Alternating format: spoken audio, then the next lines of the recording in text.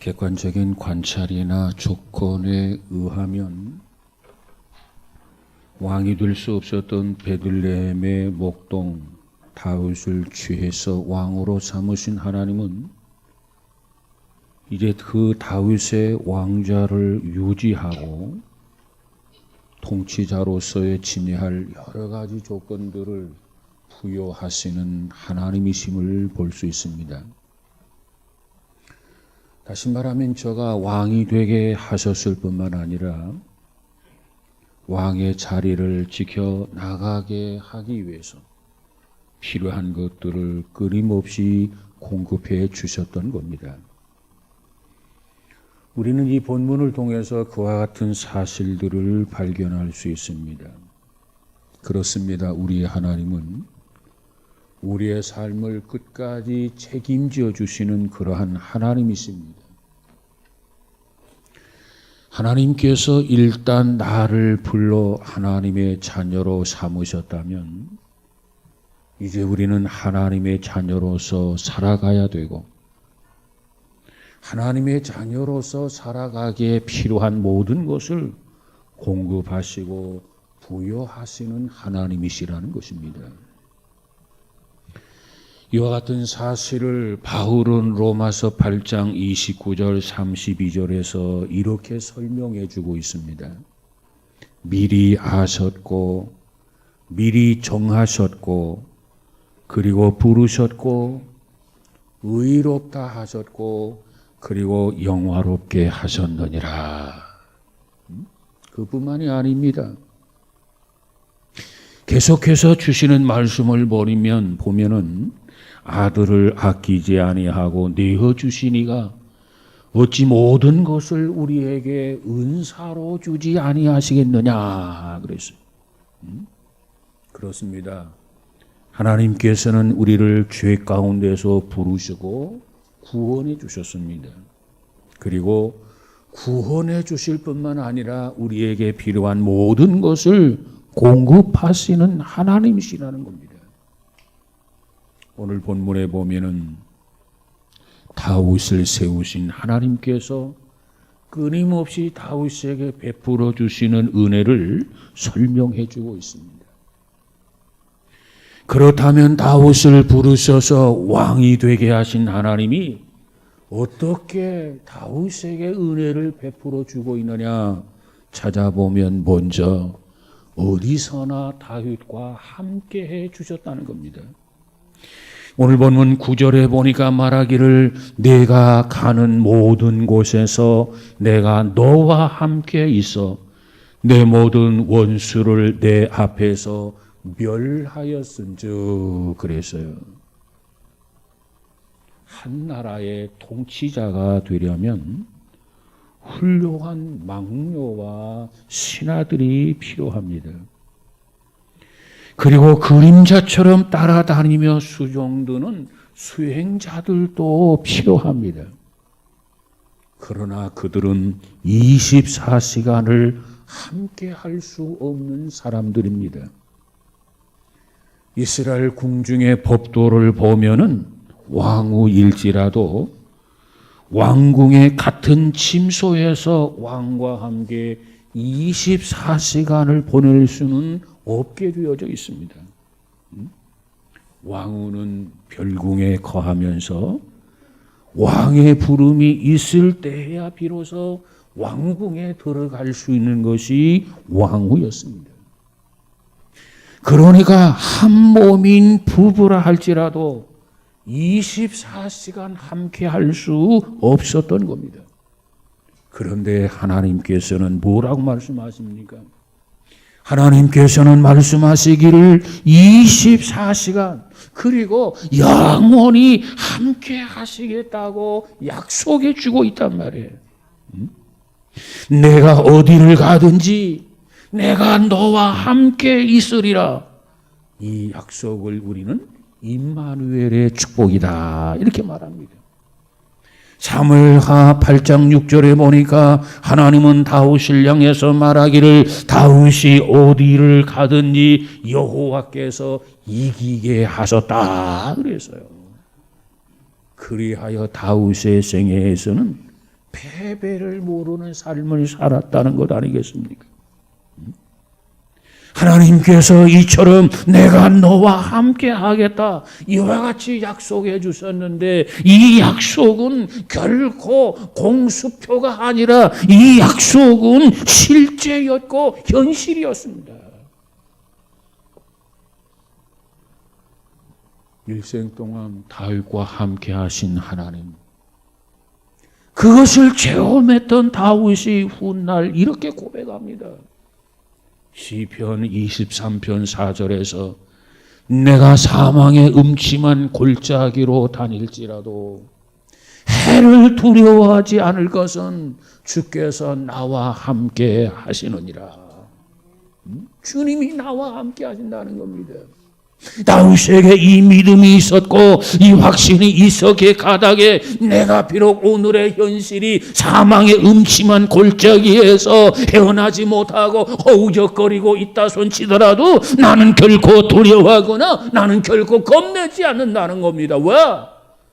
하나님이 나와 함께 하신다는 거예요.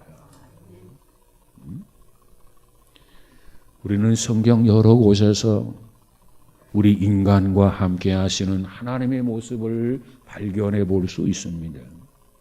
한 가지 예를 들어보면 출애굽기 3장에 가보면 애굽에서 430년 동안 노예 생활하고 있던 이 민족을 구출하기 위해서 하나님은 모세라고 하는 사람을 부르셔서 보냅니다.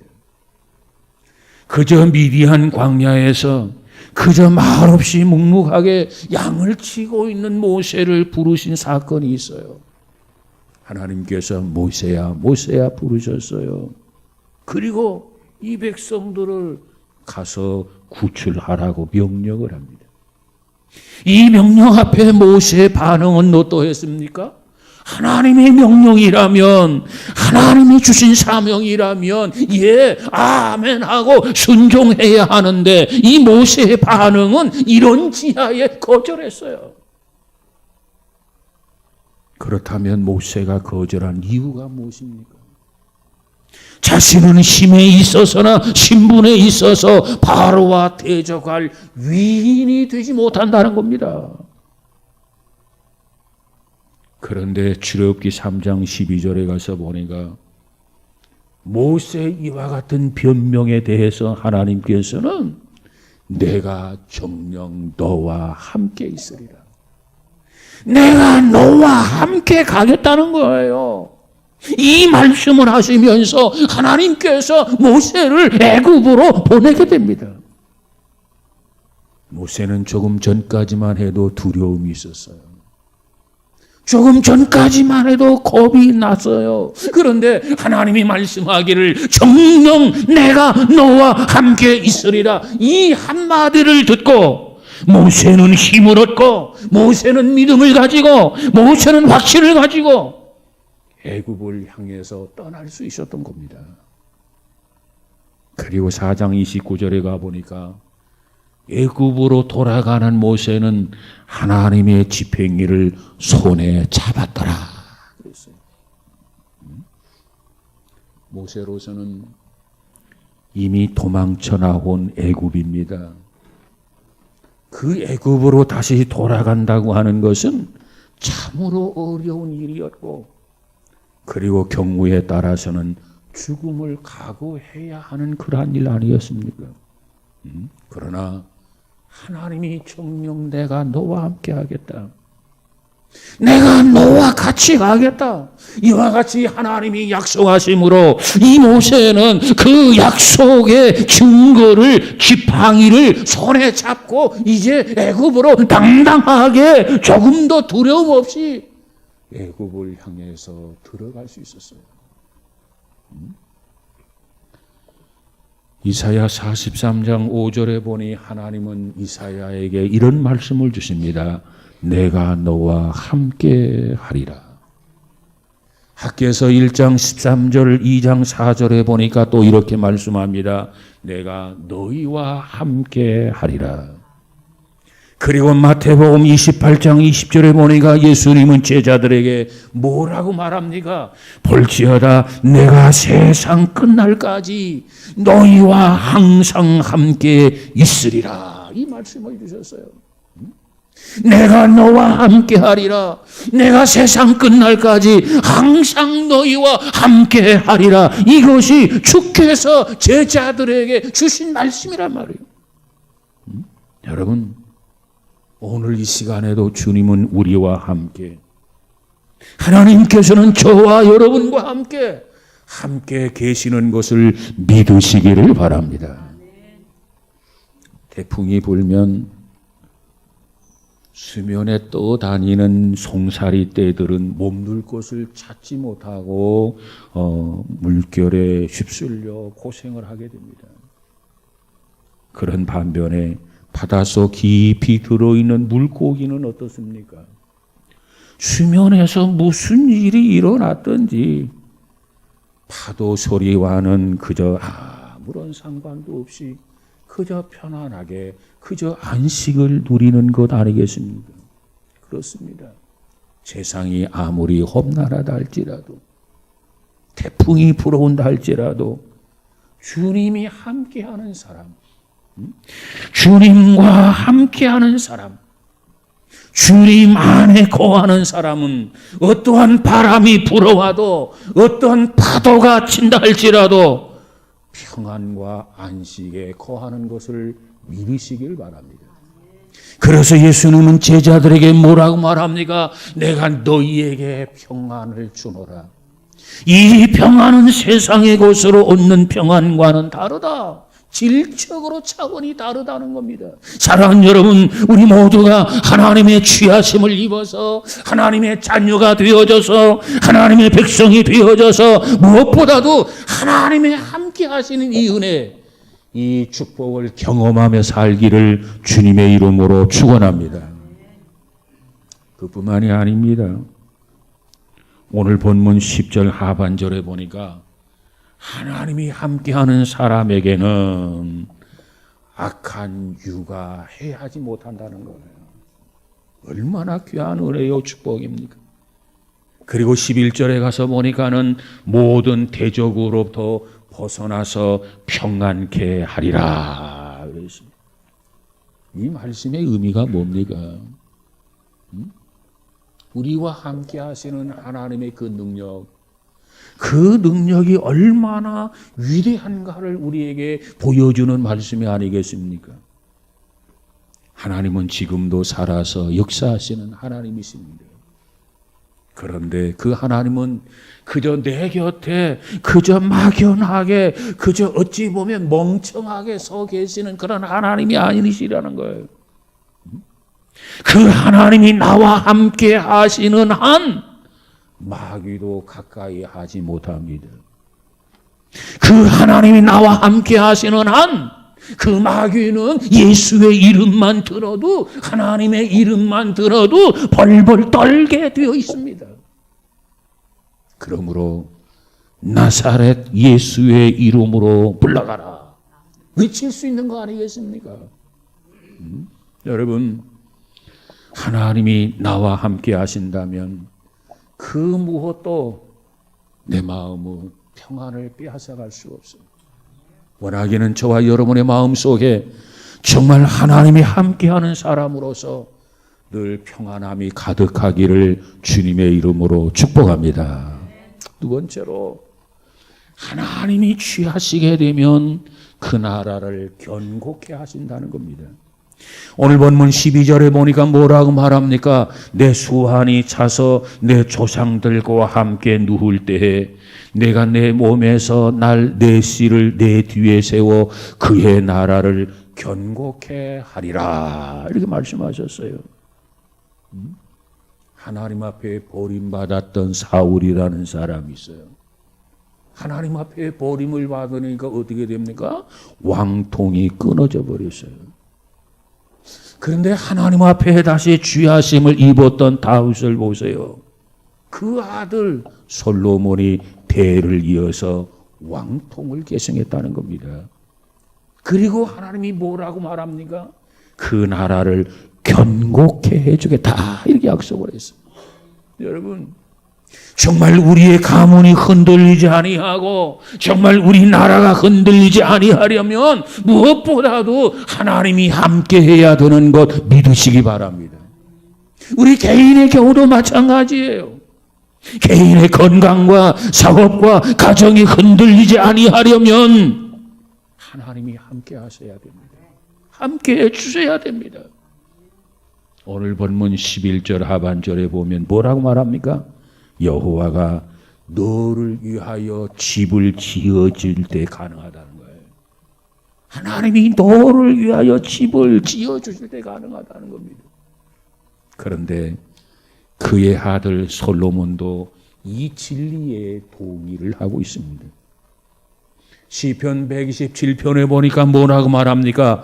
그는 여호와께서 성을 지키지 아니하시면 바수꾼의 경성함이 허사라.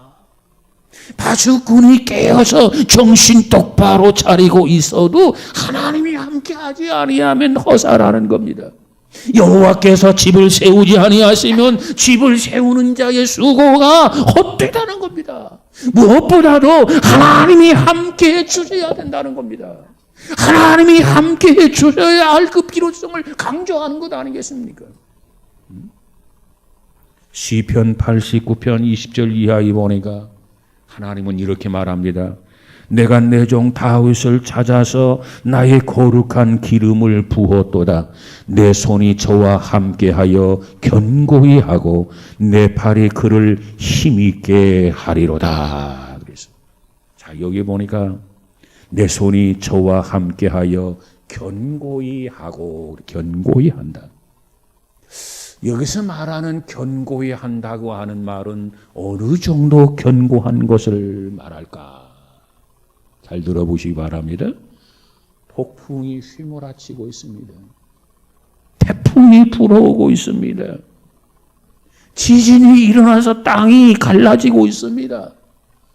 그럼에도 불구하고 무너지지 않는 상태라는 말하는 겁니다. 태풍이 오면 집이 날아가잖아요. 태풍이 오면 비행기도 날아가잖아요. 지진으로 땅이 갈라지면 건물들이 다 삼켜지잖아요. 그럼에도 불구하고 무너지지 아니하는 상태라는 겁니다. 왜? 하나님이 함께 하시고 하나님이 지켜주시고 하나님이 견고케 해주시면 이와 같이 튼튼하다는 거예요. 그렇다면 여러분, 이 세상에 그처럼 견고한 곳이 어디 있겠습니까? 이 세상에는 없어요. 제가 아는 군인 중에 백내장이 있어서 백내장을 수술하기 위해서 병원에 입원을 했습니다. 병원에 입원해서 여러 가지 검사를 하던 과정에서 간경화라고 하는 병을 발견하게 됩니다. 그래서 지금은 백내장이 중요한 게 아니라 간경화, 이 질병을 치료하는 게 중요합니다. 그래서 병원에 입원해서 치료를 받고 있는 제가 알고 있는 군 장성이 있습니다. 그가 그런 말을 해요. 목사님, 저는 일선에서 사단장으로 근무를 하면서 수많은 병사들을 지휘하고 호령을 했습니다. 그러나 진즉 나는 나 자신의 건강을 호령하지 못했다고 하면서 목사님, 저를 위해서 기도해 주십시오. 기도 부탁하는 부탁을 받았어요. 왜 기도를 부탁합니까?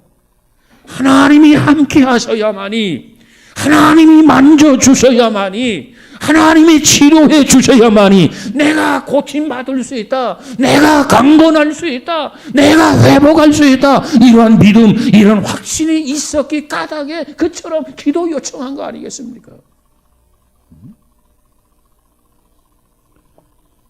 일찍이 세례 요한은 인간을 흔들리는 갈대라고 그랬어요. 그런가 하면 파스칼은 인간은 생각하는 갈대라고 그랬어요.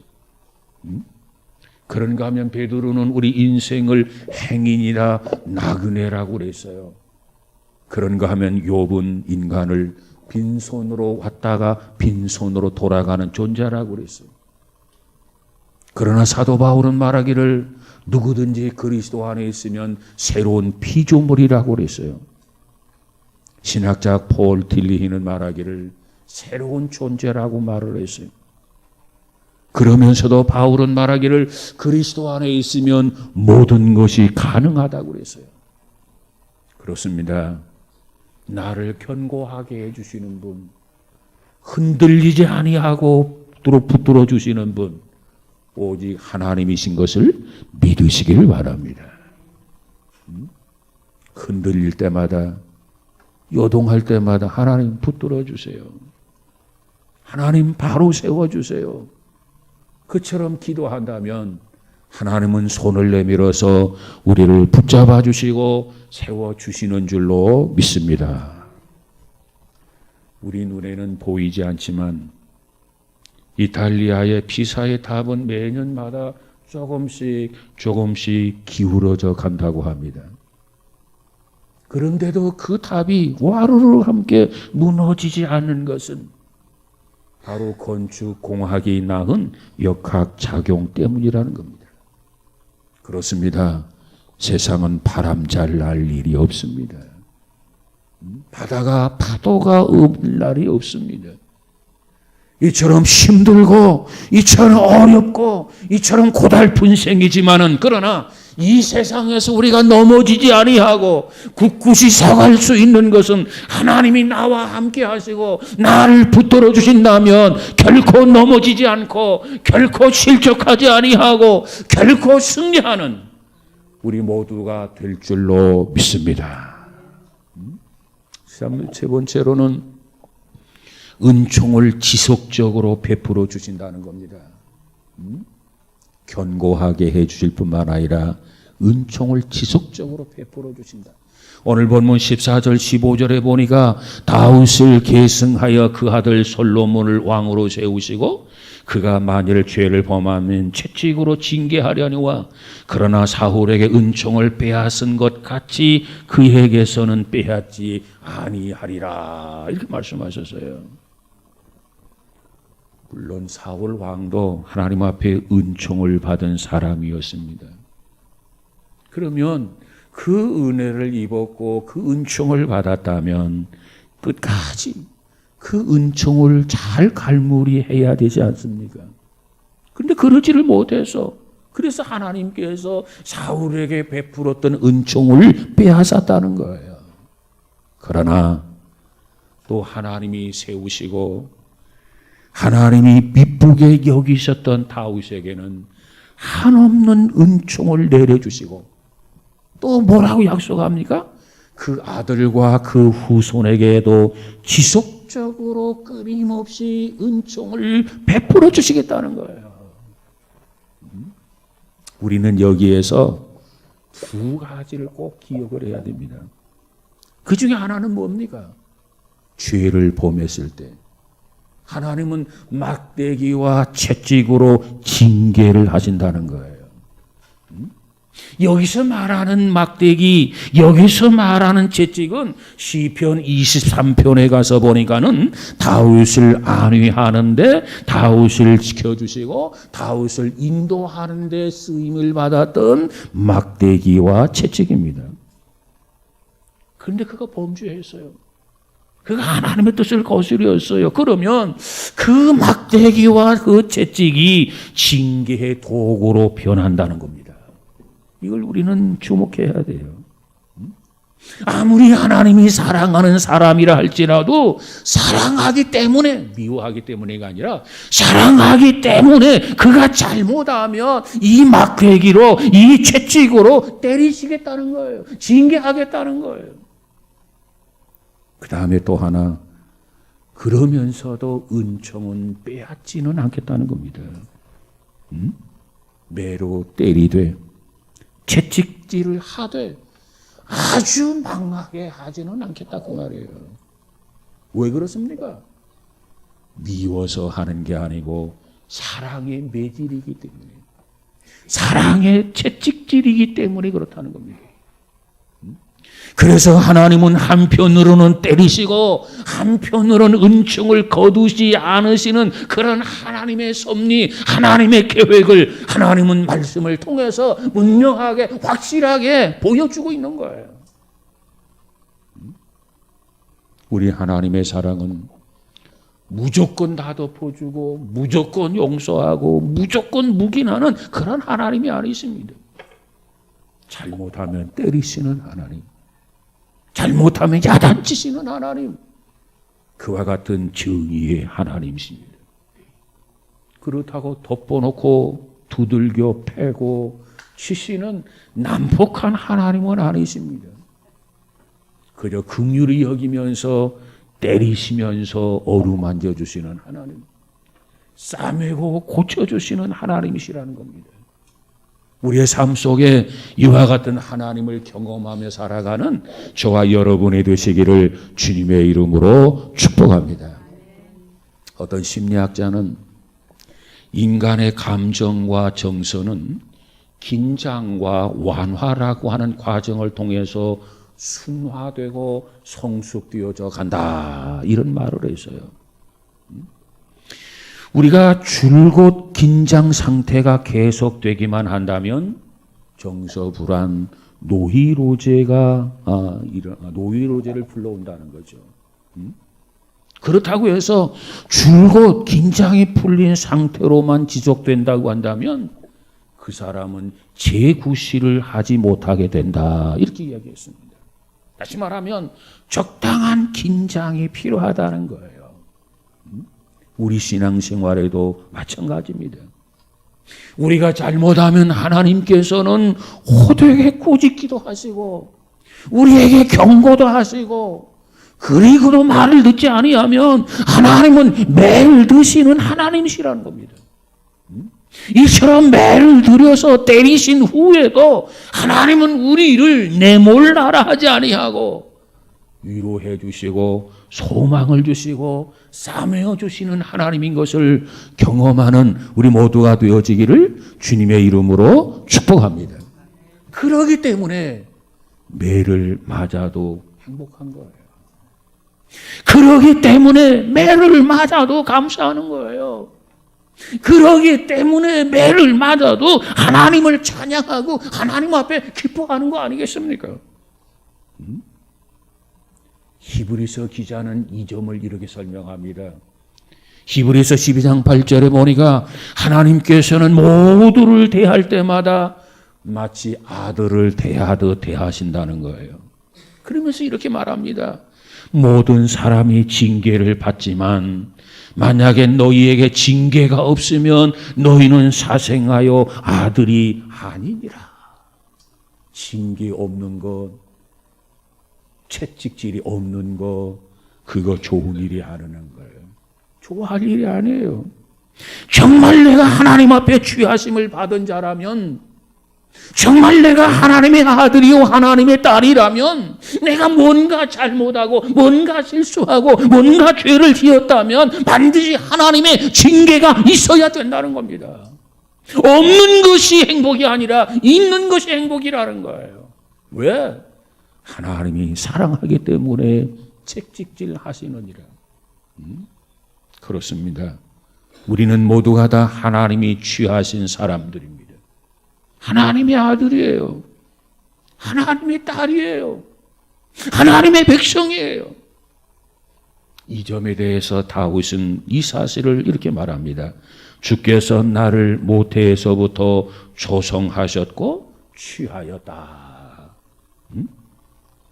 이처럼 하나님께서 취한 사람은 하나님이 늘 함께 해주시는 것 믿으시기를 바랍니다. 하나님은 오늘도 나와 함께 하신다. 하나님은 오늘도 나와 동행해 주신다. 그리고 여러 가지 어려운 일이 많지만, 바람이 많지만, 풍랑이 일어나지만, 태풍이 불어오지만, 그런 가운데서도 붙잡아 주시고 견고케 하시는 하나님이시다. 그뿐만 아니라 끊임없이 은총과 사랑을 베푸시는 하나님이시다. 이와 같은 믿음을 가지고 조금도 흔들림 없이 살아가는 저와 여러분, 우리 모두가 다 되어지기를 주님의 이름으로 축복합니다. 하나님의 은혜 속에 내가 살아왔는데, 하나님의 축복 속에 내가 살아왔는데, 내게 주신 하나님의 그 은혜를 내가 어떻게 보답하며 살까? 어떻게 하나님을 기쁘고 영화롭게 하면서 살아갈 수 있을까? 매일매일 묵상하며 되새김하시기 바랍니다. 그것이 여러분으로 하여금 위로가 되고, 여러분으로 하여금 축복이 되고, 참 평안으로 인도해 주실 줄로 믿습니다. 아무쪼록 주님 장중에 거하는 우리 모두가 되어져서 풍성한 은혜 속에 살아가는 승리자 저와 여러분 되시기를 주의 이름으로 축원합니다.